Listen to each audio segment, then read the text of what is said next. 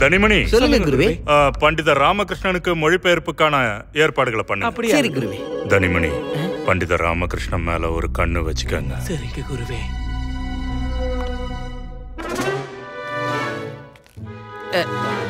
பண்டித ராமகிருஷ்ணா, நீங்க மொழிபெயர்ப்பு ஆரம்பிங்க, நாங்க பக்கத்துல போயிட்டு வந்துடுறோம். பண்டித ராமகிருஷ்ணா, குரு உங்ககிட்ட கேட்டாருன்னா நீங்க தான் எங்களை ஒரு வேலையா வெளியே அனுப்பியிருக்கேன்னு சொல்லிடுங்க. போய் சொல்லட்டுமா? நாங்க தினமும் அதானே பண்றோம். இன்னைக்கு எங்களுக்காக மட்டும் அந்த பொய்ய சொல்லுங்களேன். சரி போங்க.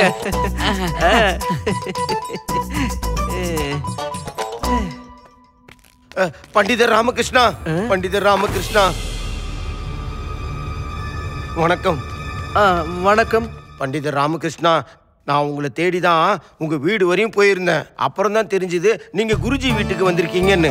அதனால நேரடியா கிளம்பி நான் இங்க வந்துட்டேன். பண்டிதர் ராமகிருஷ்ணா, ஒரு பெரிய பிரச்சனை. உங்களால மட்டும்தான் எனக்கு உதவ முடியும். கண்டிப்பா பிரச்சனை பெருசா தான் இருக்கும். அதனால தானே இவ்வளவு தூரம் தேடி வந்திருக்கீங்க. சொல்லுங்க, நான் உங்களுக்கு என்ன உதவி பண்ணணும்? இருங்க, அதுக்கு முன்னாடி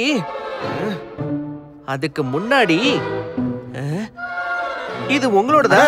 இந்த ரத்தனம் உங்களுக்கு எப்படி கிடைச்சது? இது ரத்தினமா?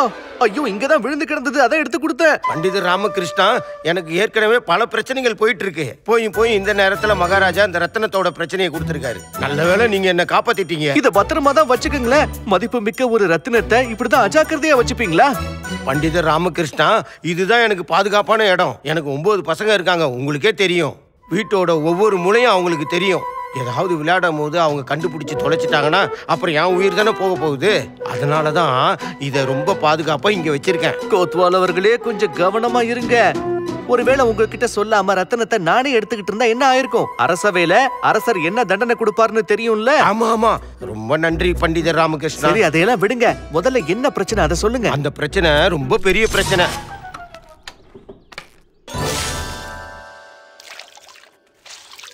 மறுபடியும் தண்ணி ஊத்திட்டியா? எத்தனை தடவை சொல்லியிருக்கேன் துணியை வேற எங்கேயாவது காய போடுங்கன்னு. எவ்வளவு சொன்னாலும் கேட்கவே மாட்டேங்கிறீங்க. இங்க பாருங்க, உங்க அண்ணன் மறுபடியும் அவர் வேலையை ஆரம்பிச்சிட்டாரு. ஆரம்பிச்சு வச்சது யாரு? நானா? நீங்க தான். அண்ணா, எங்க வீட்டோட துணி நாங்க எங்க காயப்பட்டா உங்களுக்கு என்ன பிரச்சனை? இது எங்களோட வீடு, எங்க இஷ்டம். இதுல உங்களுக்கு என்ன பிரச்சனை சொல்லுங்க. ஏன்பா தம்பி, ஒண்ணு இல்லாத விஷயத்த ஏன் இப்படி பெருசாக்கிட்டு இருக்க? நீங்க துணியை வேற எங்கேயாவது காய போட்டீங்கன்னா உங்களுக்கும் பிரச்சனை இல்ல, எனக்கும் பிரச்சனை இல்ல. அண்ணா, இங்க தண்ணி கீழே சொட்டுறதுனால தானே உங்களுக்கு பிரச்சனை. ஆமா, அந்த தண்ணி தான் பிரச்சனை. அப்போ நீங்க இந்த தண்ணி கிட்டயே பேசிக்கோங்க. கீழே விழுறதுக்கு பதிலா அதை மேல போ சொல்லுங்க. இல்லனா அது கீழே விழுறதுக்கு பதிலா அதை வழியை வேணா மாத்திக்க சொல்லுங்க. அது மேல இருக்கிற கோவத்தை எதுக்கு எங்க மேல காட்டுறீங்க? என்னோட கூட பிறந்த தம்பி, அதனாலதான் இந்த பிரச்சனையை சட்ட ரீதியா நான் எடுத்துட்டு போல. ஆனா அவனுக்கு கண்டிப்பா நம்ம ஒரு பாடம் கத்து கொடுத்தே ஆகணும். அது நடக்கணும்னா நீங்க தான் எனக்கு ஒரு வழி சொல்லி ஆகணும். சரிதான், நீங்க ஒரு வேலை பண்ணுங்க. என்ன பண்ணணும்?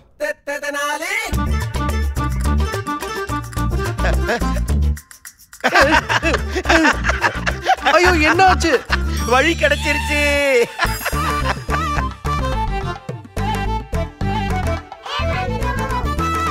ராமா, குருஜி இப்ப வர மாதிரி தெரியல. ஆமா பந்து, எனக்கும் இப்ப அப்படிதான் தோணுது. சாப்பிடுற நேரம் வேற வந்துருச்சு. வா, நாம வீட்டுக்கு போலாம்.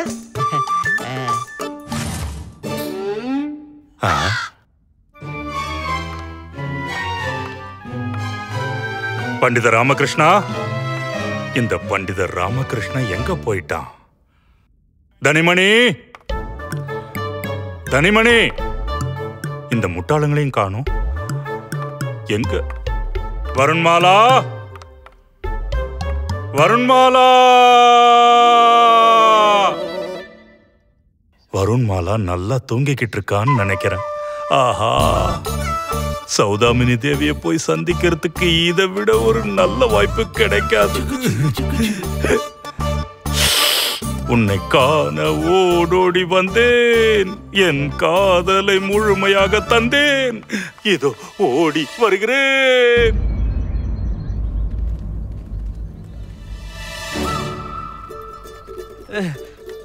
ஐயோ, ரொம்ப அனலா இருக்கே. ராமா, ரொம்ப தாகமா இருக்கு. வீட்டுக்கு போன உடனே எனக்கு எண்ணெய் கொடு. சரி பந்து, கண்டிப்பா கொடுக்கிறேன். அடடே, மாம்பழங்கள். எல்லாருக்கும் மாம்பழம் வாங்கிட்டு போலாம். பழக்கடை அண்ணே. வணக்கம் பண்டிதர் ராமகிருஷ்ணா அவர்களே. எனக்கு கொஞ்சம் மாம்பழங்கள் வேணும். இந்த தடவை அவன் திருட மட்டும் வரட்டும், நான் கண்டிப்பா விட மாட்டேன். இந்த கட்டையில நான் அவனை அடிக்கிற அடிக்கு அவன் பாட்டி அவன் நினைச்சு பார்க்கணும். அப்படியா? ஒருவேளை அந்த திருடனுக்கு பாட்டியே இல்லைன்னா? இத பத்தி நான் யோசிக்கவே இல்லையே. இதுல யோசிக்கிறதுக்கு என்னங்க இருக்கு? நான் சும்மா உங்ககிட்ட விளையாடிட்டு இருக்கேன். ஐயா, அந்த மாம்பழம் இல்லைங்க. இதோ இதுதான் வேணும்.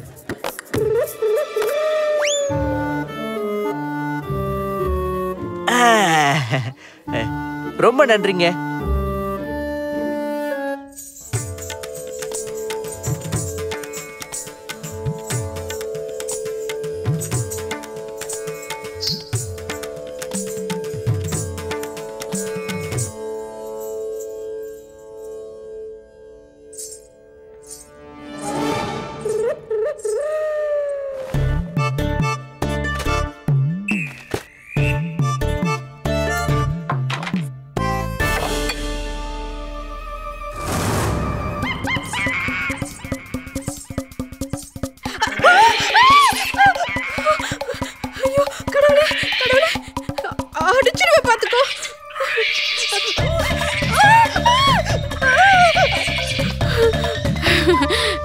நீங்க தயவு செய்து இங்கிருந்து கிளம்பிடுங்க.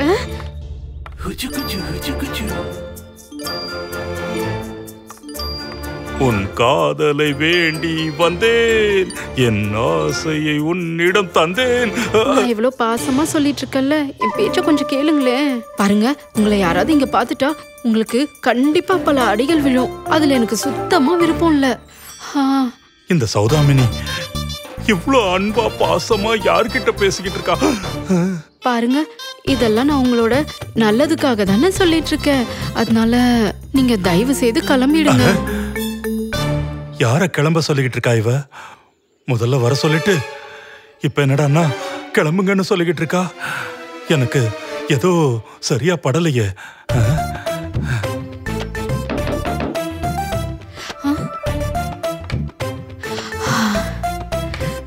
போயிடுச்சு.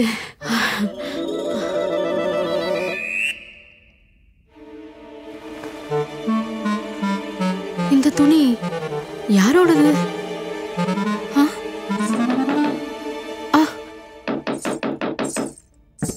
யாரு வந்திருக்கா?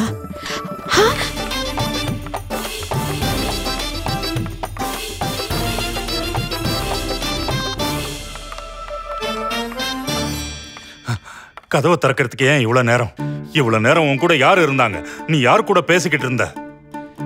எங்க அவனை எங்க மறைச்சு வச்சிருக்க? யார மறைச்சு வச்ச? அவன்தான்.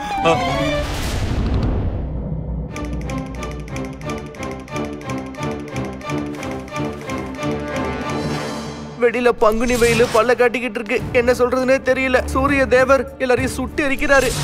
இந்த துணிதான அந்த பண்டித ராமகிருஷ்ணன் கையில இருந்தது. பண்டித ராமகிருஷ்ணா, இந்த பண்டித ராமகிருஷ்ணன் எங்க போனா? அப்படின்னா பண்டித ராமகிருஷ்ண இங்கதான் வந்திருந்தானா? சௌதாமினி தேவி, நான் இல்லாதப்போ நீ உன் வீட்டுக்கு பண்டித ராமகிருஷ்ணனை கூப்பிடுறியா? யார் கண்ணிலையும் படாம நீங்க சந்திக்கிறீங்களா? நீங்க என்ன சொல்லிட்டு இருக்கீங்க? இந்த துணி இங்க எப்படி வந்துச்சுன்னு எனக்கு தெரியாது. அப்புறம் பண்டித ராமகிருஷ்ணன் என் வீட்டுக்குலாம் வரல. போய் சொல்லிட்டு இருக்கீங்க நீங்க. நீதான் போய் சொல்லிக்கிட்டு இருக்க சௌதாமினி தேவி. எப்போல இருந்து நீங்க ரெண்டு பேரும் ரகசியமா சந்திக்கிறீங்க சொல்லு. அப்படி இல்லன்னா இந்த பண்டித ராமகிருஷ்ணனோட துணி உங்க வீட்டுக்கு எப்படி வந்தது? எங்க இருந்து வந்தது?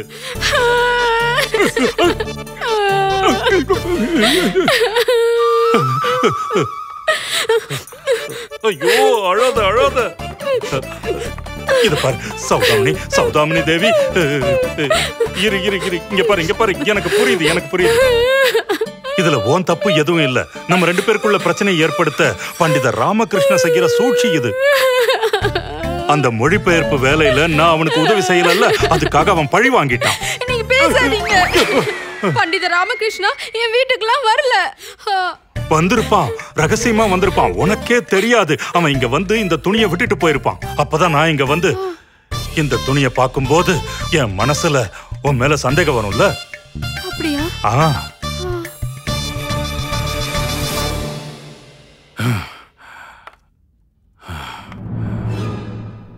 பண்டித ராமகிருஷ்ணா, நான் உன்னை சும்மா விட மாட்டேன்.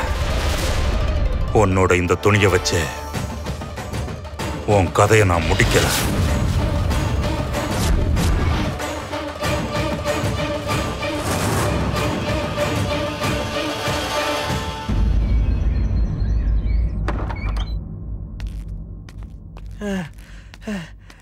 இந்தாங்க, மாம்பழம் வாங்கிட்டு வந்திருக்கேன்.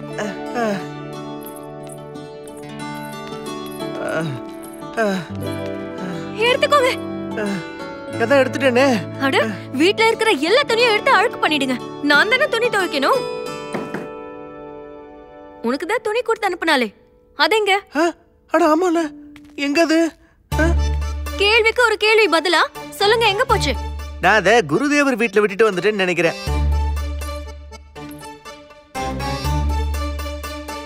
உன்னையாவது ஒழுங்கா ஞாபகம் வச்சுப்பியா? ஒரு துணிய கூட உன்னால பாத்துக்க முடியல. அஷ்ட திக்கஜரோட வேலையை எப்படிதான் பாத்துக்கிற? அம்மா, சாதாரண துணிக்காக என்ன இவ்ளோ அசிங்கப்படுத்துறீங்க? துணி கிடைக்கதான் போகுது, அதுக்கு என்ன இப்போ? பண்டித ராமகிருஷ்ணா. குருவே, நீங்களா? நீங்க இங்க? ஒன்னும் பிரச்சனை இல்லையே? ஒரு பிரச்சனையும் இல்ல பண்டித ராமகிருஷ்ணா. நான் உங்க அம்மா கிட்டையும் சாரதா தேவி கிட்டையும் ஒரு தகவலை சொல்லிட்டு போலான்னு வந்தேன். தகவலா? என்ன தகவல்?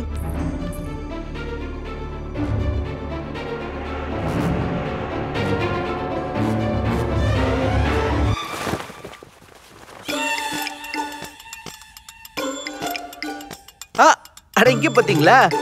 குருதேவர் என் துணியை திருப்பி கொடுத்துட்டு போக வந்திருக்காரு. நான் அவர் வீட்டுல மறந்து விட்டுட்டு வந்துட்டேன்னு சொன்னல. ஆனா குருதேவரே, உங்களுக்கு எதுக்கு வீண் சிரமம்? நான் நாளைக்கு வாங்கியிருப்பேனே. நல்லா நடிக்கிற பண்டித ராமகிருஷ்ணா. உன்னோட துணி கிடைச்சது நல்லதா போச்சு. ஆமா, ஆனா இதுல ஒரு விஷயம் இருக்கு. இந்த துணி என்னோட வீட்டுல இல்ல, வேற ஒரு இடத்துல கிடைச்சது. வேற எங்கேயோ வா? எங்க?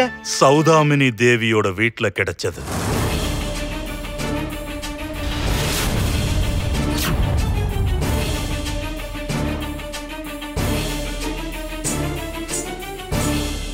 சௌதாமினி தேவி வீட்டுல இருந்துச்சா?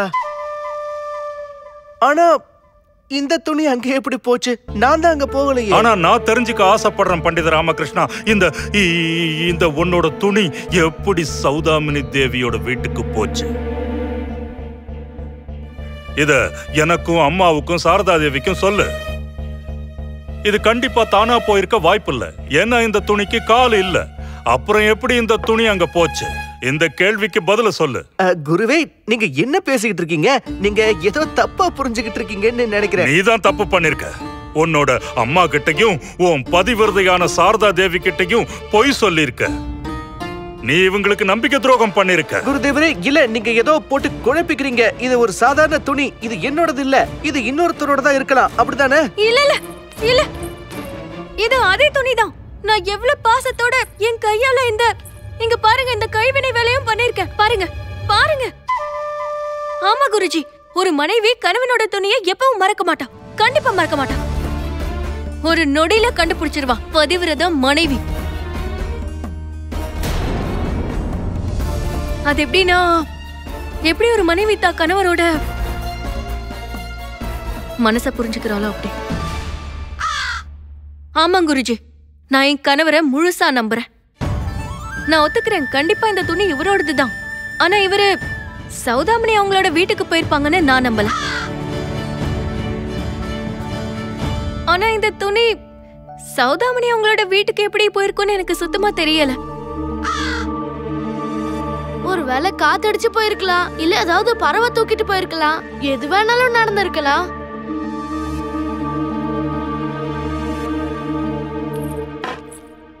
நான் என் பையனை முழுசா நம்புறேன். நான் உன்னோட பையனை பத்தி இல்ல, உன்னோட கணவரை பத்தி பேச வந்திருக்கேன். அட, அம்மா தான் சொல்றாங்க அவங்க பையன் மேல அவங்களுக்கு நம்பிக்கை இருக்கான். இந்த பண்டித ராமகிருஷ்ண மேல நம்பிக்கை வச்சதுக்கு நீங்க கண்டிப்பா ஒரு நாள் வருத்தப்படத்தான் போறீங்க. அப்ப நீங்க கண்டிப்பா என்ன நினைச்சு பாப்பீங்க. இதனால எனக்கு என்ன இருக்கு? நான் இங்க உங்களோட நல்லதை நினைச்சுதான் ஓடி வந்தேன். இல்லனா நான் யாரோட சொந்த விஷயத்திலயும் தலையிட மாட்டேன். அப்போ இப்ப எதுக்கு தலையிடுறீங்க? தயவு செஞ்சு கிளம்புங்க. அப்புறம் குருதேவரே, ஒரே ஒரு விஷயம் மட்டும் சொல்லிட்டு போங்களேன். சரி, இது எப்படி உங்களுக்கு தெரிஞ்சது இந்த துணி சௌதாமினி தேவியார் வீட்டுல இருந்துச்சுன்னு? ஏன் நீங்க அங்க போனீங்களா? அது ஆமா, நான் சௌதாமினி தேவியோட வீட்டுக்கு போயிருந்தேன். ஒரு விசேஷமான பூஜை பண்றதுக்காக போயிருந்தேன். நான் அங்க போனப்போதான் இந்த துணி என்னோட கண்ணுல பட்டுச்சு. அப்படிங்களா? விசேஷமான பூஜையாமா?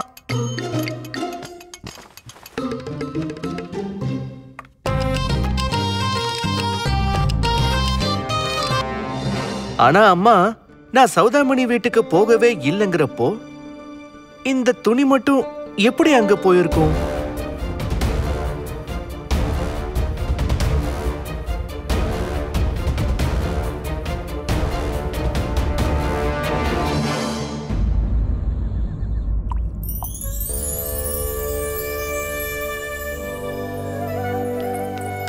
மகாராஜா, என்ன வர சொன்னீங்களா?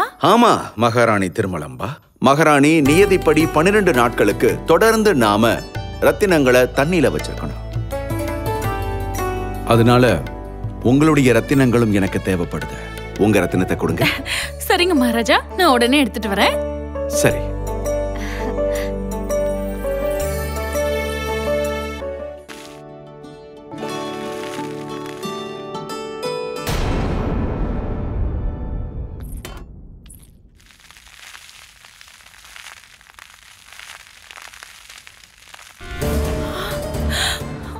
என்னோட ரத்தினம், ரத்தினம், என்னோட ரத்தினம். மகாராஜா! என்னாச்சு மகாராணி திருமலம்பா? என்ன ஆச்சு மகாராணி திருமலம்பா? மகாராஜா, என்னோட ரத்தினம் தொலைஞ்சு போச்சு. என்ன? என்ன? ரத்தினம் திருட்டு போச்சா? ஏன் அரண்மனையிலேயே திருட்டா? யார் இப்படிப்பட்ட வேலையில ஈடுபட்டாங்களோ அவங்கள நானே தேடி கண்டுபிடிக்கிறேன். தேடி கண்டுபிடிச்சு கடுமையான தண்டனையை கொடுப்பேன். எங்க போச்சு? ஐயோ, எங்க போச்சு? அம்மா, நான் இங்க ஒரு ரத்தினம் வச்சிருந்தேன். அது எங்க போச்சுன்னு தெரியலம்மா. நான் என்னோட ஆர்வத்தை கொஞ்சமாவது கட்டுப்படுத்தி இருக்கலாம். அம்மா, இப்போ என்ன ஆகும்?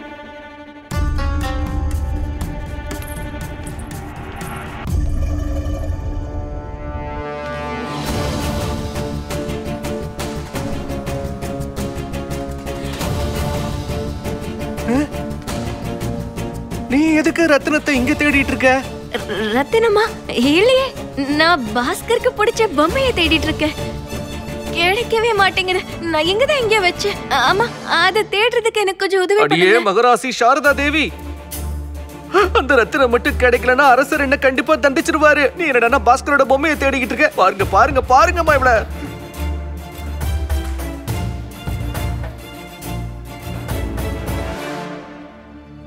ரெண்டு பேரும் என்கிட்ட என்ன மறைக்கிறீங்க? சாரதா, உண்மையை சொல்லிடுமா. நான் வீட்டுல இல்லாத நேரத்துல நீ அந்த அலமாரில இருந்து ரத்தினத்தை வெளியே எடுத்தியா? சொல்லு.